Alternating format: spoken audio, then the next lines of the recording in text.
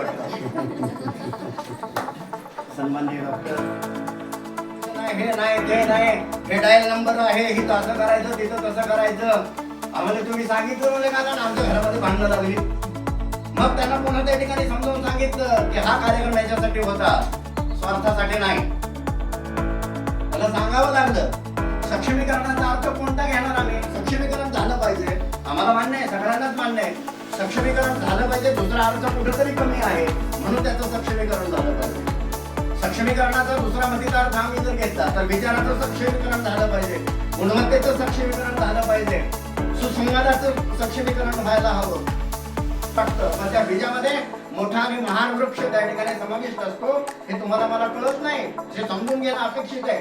मी गेल्या वेळेला म्हणालो होतो, अंड जर कोंबडीचं अंड सगळ्यांना माहिती आहे, कोंबडीचं अंड वरून फुटलं तर एका जीवाचा नाश होतो आणि आतून फुटलं तर एका जीवाची निर्मिती होते.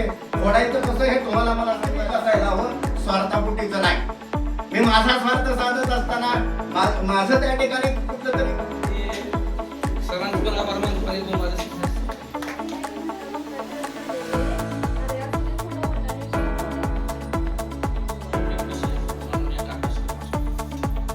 की प्राण्याकडून, पक्षाकडून, जनावरांकडून